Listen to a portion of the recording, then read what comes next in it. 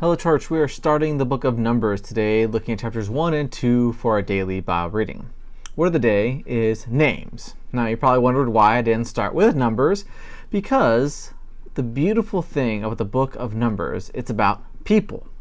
Now, there's a lot of numbers because there's a lot of people, but it boils down to the individual, looking down to these names, these people, these families, these tribes that make up the nation of Israel.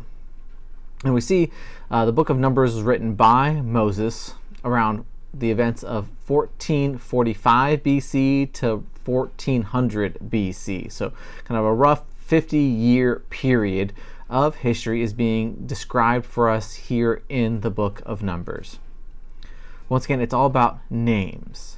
Because if you go back in Israel's history, it started with Abraham. We'll start with Adam and Eve, and then it dropped down into the family of Abraham. And we see from Abraham and Sarah and their one son, this multitude of possibly 2 million people getting ready to go into the promised land. This large number of names all started because God made a promise to one man, who, if he would remain faithful, would be a blessing to the entire world. And we see that playing out here, that these names, once again, are individuals as God calls people into obedience. God calls us into a relationship with Him.